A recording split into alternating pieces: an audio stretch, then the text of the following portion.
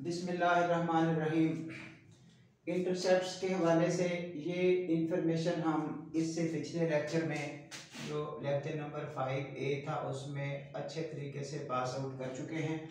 ये वही इंफॉर्मेशन लिखी लिखाई है, बस इतना ज़रा क्लियर कर लें कि एक्स इंटरसेप्ट जब कैलकुलेट करना हो तो वहाँ y की कीमत 0 पुट कर देनी है, और अगर y इंटरसेप्ट कैलकुलेट करना हो तो वहाँ x की कीमत 0 पुट कर देनी है।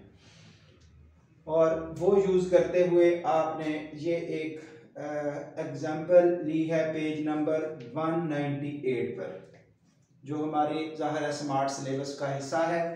उसमें क्वेश्चन में ये कहा गया, find the equation of line which cuts x axis at this point and y axis at this point.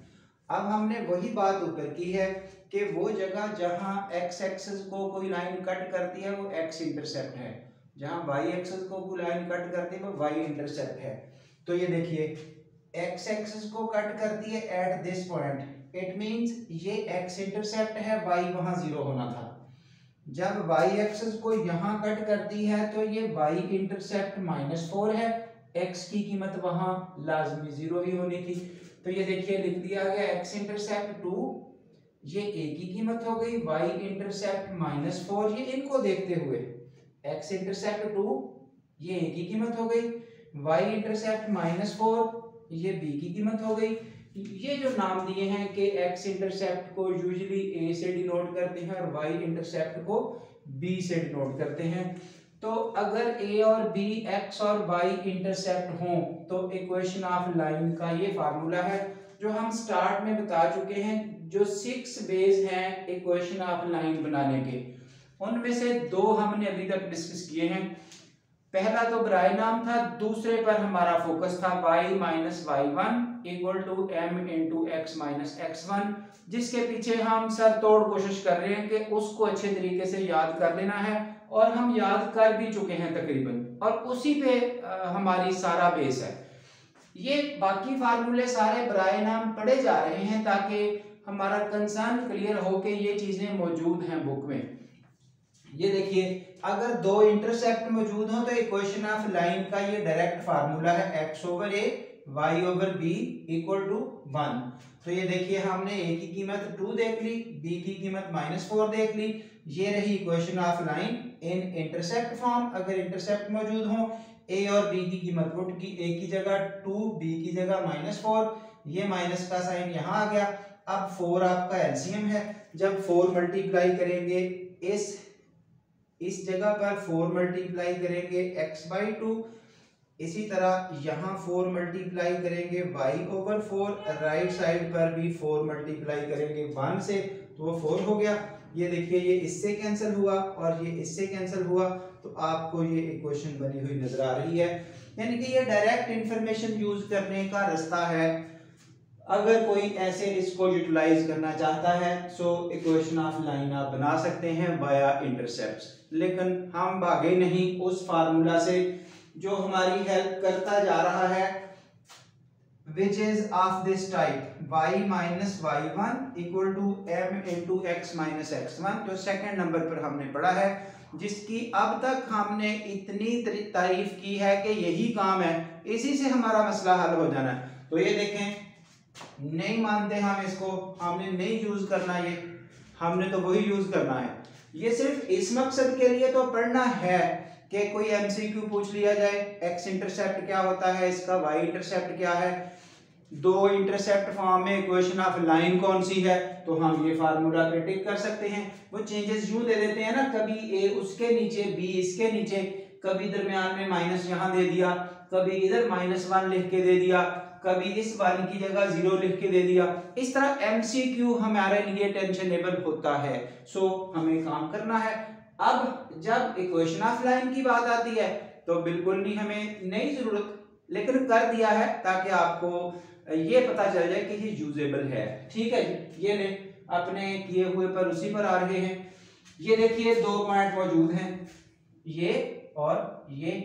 जब 2 पॉइंट अवेलेबल हों तो फिर स्लोप निकालने से कौन रोक सकता है, difference of y over difference of x। ये रही स्लोप, इधर से डिफरेंस लें, या उधर से -4 -0, इधर से डिफरेंस लिया है -4 -0, तो इसका भी डिफरेंस इधर से 0 -2, सॉल्यूशन माइनस से माइनस कैंसिल हुआ तो ये 2 भी कैंसिल हो चुका।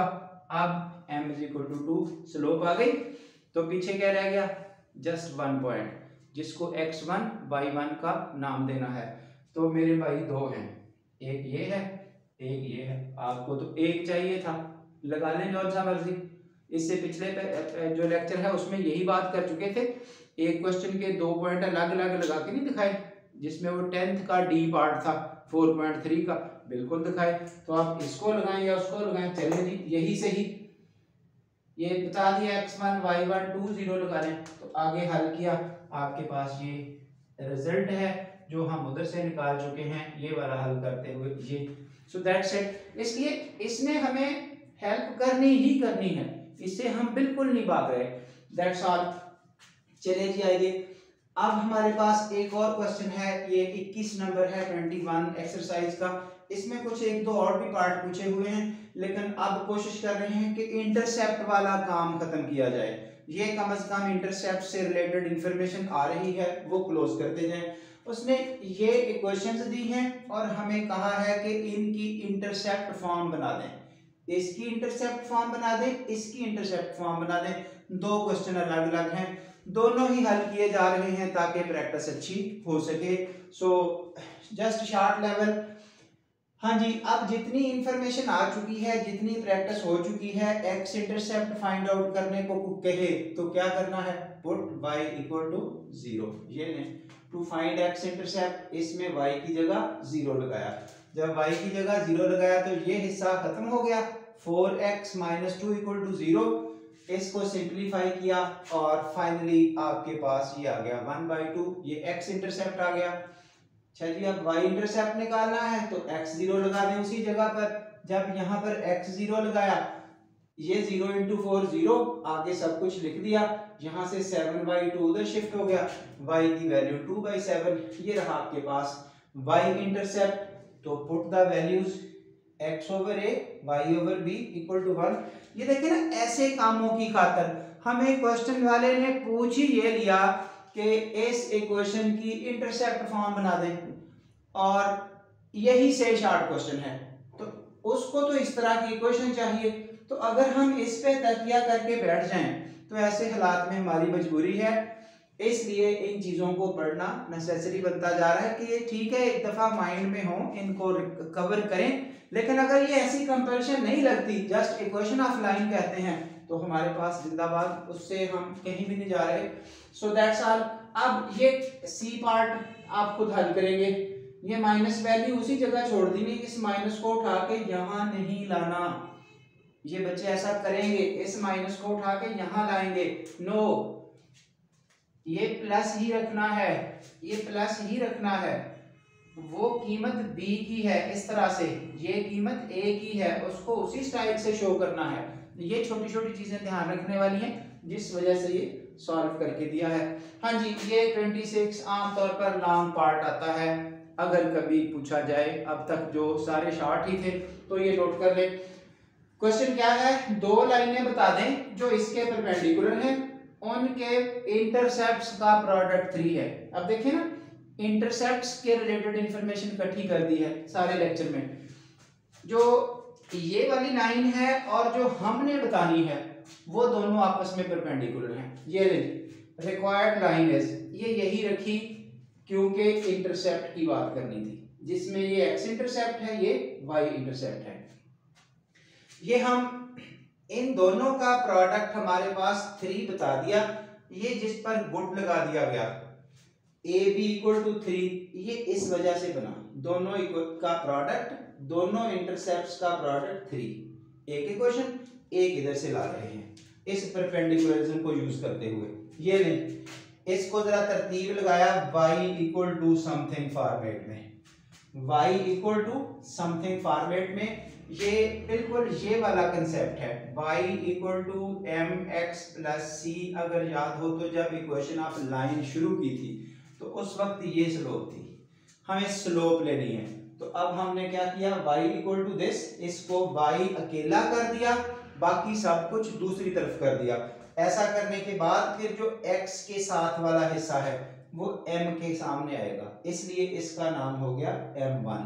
जो इससे अगला लेक्चर है ना उसमें कंप्लीट इस तरह की डिस्कशन है, गिवन लाइन से स्लोप कैसे कैलकुलेट करनी है, तो उसकी प्रैक्टिस अच्छी भली मिल जाएगी। मजबूरी थी कि ये इंटरसेप्ट वाला क्वेश्चन यहाँ क्लोज करना था, नहीं तो आना तो ये उसने उसके बाद ही था, इस मजबूरी की वजह से ऐसा किया गया। सो चले याद रखिए, y एक तरफ कर दें, बाकी सब कुछ दूसरी तरफ, फिर जो x के साथ वाला हिस्सा होगा वो स्लोप होगी। ये हमने y एक तरफ कर दिया, बाकी सब कुछ दूसरी तरफ, तो फिर x के साथ वाला हिस्सा स्लोप m की कीमत है। दो लाइनें हैं यहाँ पर, इसलिए एक को m1 कहना है, एक को m2। ये हो गई इसकी स्लोप। अब इसकी स्लोप ले लें, इसको 2x माइनस वाई, ये फिर से y इक्वल टू समथिंग लिखा जा रहा है। अब y को जरा इक्वेशन की दूसरी तरफ ले जाएं तो क्या बनेगा, 2x plus 3 equal to y, ये बनेगा। जब y को उधर ले जाएंगे तो अब ऐसे लिखा हुआ हो या y को इधर ले जाके इसको उधर ले जाके लिख लें, तो आपको अब x के साथ y इक्वल टू समथिंग लिख के x के साथ क्या मिला, दैट इज स्लोप। अब इसका नाम m2 रखा, क्योंकि ये लाइनें परपेंडिकुलर हैं। अब परपेंडिकुलर का क्या लिंक होता है, उनकी स्लोप्स का प्रोडक्ट -1 होता है। ये m1 into m2 equal to -1, यहां से ऊपर लाके ये m1 है, ये m2 है, दोनों को मल्टीप्लाई किया -1, माइनस माइनस कैंसिल, 2b, ये a उधर शिफ्ट होके a हो गया, ये बन गई एक इक्वेशन। ये इक्वेशन पहले ही आपको बता चुके हैं कि प्रोडक्ट्स उनका 3 था, a और b का, ये बन गई। अब इन दोनों को साइमल्टेनियसली हल किया, ये देखिए a की ये कीमत 2b यूजिंग 1, ये 1 इक्वेशन ये वाली इसमें इस्तेमाल कर दी गई है। a की कीमत 2b, इस a की जगह ये देखिए, इस a की जगह पर ये 2b लगाया, वो अगला b अपनी जगह मौजूद है। इधर 3, 2b स्क्वायर इक्वल टू 3, 2 उधर डिवाइड होके 3/2, और b का जब वैल्यू निकाली तो square root plus minus sign के साथ, तो ये b की कीमत यहाँ लगाइए, आपको a की कीमत मिल गई ये प्लस माइनस साइन के साथ। तो जगह कम थी, ये a और b की, जो b की कीमत ये, a की कीमत ये, इस जगह पुट करेंगे तो आपके पास 2 लाइनें बन जाएंगी, हमें 2 ही चाहिए थी। ये इक्वेशन ऑफ लाइन के हवाले से तकरीबन हमारा ये क्लोजिंग आर्टिकल था। अब आगे स्लोप लाइन से कैसे निकालनी है, नॉर्मल फॉर्म वगैरह, यानी कि कुछ अदर वर्जन्स इसके डिस्कस करने हैं। तकरीबन ये इस हवाले से यहाँ तक का काम, यानी कि एक एपिसोड इसकी तकरीबन क्लोज हो गई है। बाकी इंशाल्लाह सिलसिला कंटिन्यू है। That's all, thank you very much.